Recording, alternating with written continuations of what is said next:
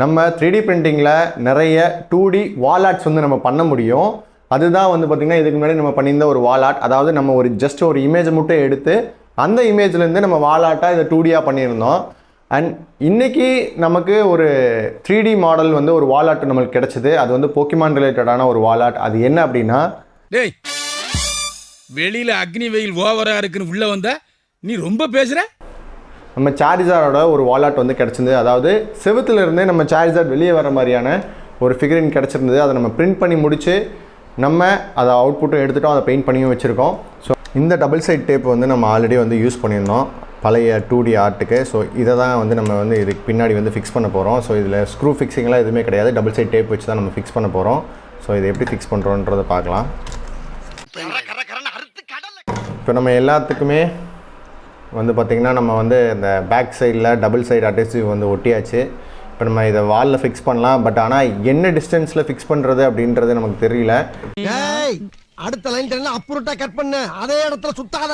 நம்ம ஒரு எக்ஸாம்பிளுக்கு வச்சு பார்க்கலாம் எவ்வளோ டிஸ்டன்ஸில் வைக்கலாம் அப்படின்றத. இந்த மாதிரி வச்சுக்கலாம். ஏன்னா இது நம்ம வைக்கிறது தான் மோஸ்ட் ஆஃப்லி நம்மளுக்கு எந்த மாதிரியான ஆங்கிளில் பிடிச்சிருக்கு அப்படின்ட்டு எந்த அளவுக்கு டிஸ்டன்ஸ் நமக்கு அந்த இடத்துல இருக்குது அப்படின்றத பொறுத்து நம்ம அட்ஜஸ்ட்மெண்ட்ஸ் கொஞ்சம் பண்ணி கூட நம்ம பண்ணிக்க முடியும். ஏன்னா இது ஒரு இமேஜினரி கேரக்டர் தான், நம்ம ஜஸ்ட் இமேஜின் பண்ணுறது தான் விஷயமே.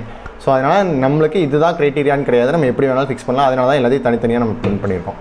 ஸோ அடுத்து நம்ம எப்படி ஃபிக்ஸ் பண்ணிவிட்டு எப்படி அவுட்புட் வந்திருக்குன்றதை பார்க்கலாம்.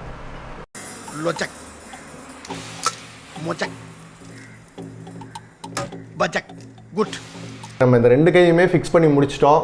அண்ட் இதில் வந்து பார்த்திங்கன்னா நம்ம சாரிசாரோட உடம்பு வந்து குட்டியாக இருக்கும், அதே மாதிரி கையும் வந்து பார்த்திங்கன்னா ரொம்ப கிட்ட இருக்கும். அதனால் இது ரொம்ப கிட்டவே ஃபிக்ஸ் பண்ணியிருக்கோம்.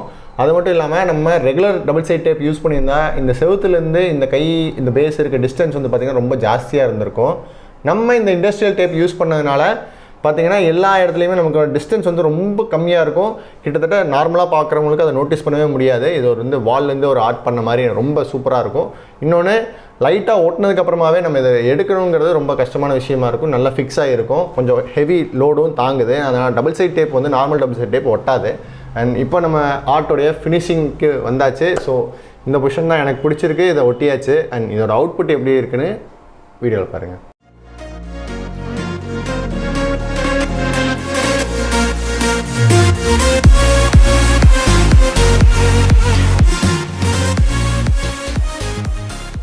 ஸோ இன்றைக்கி நம்ம பண்ண 3D வால் ஆர்ட் சாரிசாரோடைய போக்கிமான் சாரிசாரோடைய வால் ஆர்ட் எப்படி இருந்தது அப்படின்றத உங்களுடைய கருத்துக்களை கீழே கமெண்ட்டில் சொல்லுங்கள். இது கூட ஏதாவது எக்ஸ்ட்ரா ஆட் பண்ணலாமா, இல்லை இந்த இடத்துல ஒரு பெயிண்ட் பண்ணலாமா அப்படின்றத நீங்கள் கமெண்ட்டில் சொல்லுங்கள். அண்ட் நீங்கள் எங்களை டேரெக்டாக காண்டாக்ட் பண்ணணும்னு நினச்சிங்கன்னா எங்களுடைய இன்ஸ்டாகிராம் பேஜ் இருக்குது, ஐடியா இல்லாத பசங்க _YT பேஜ்.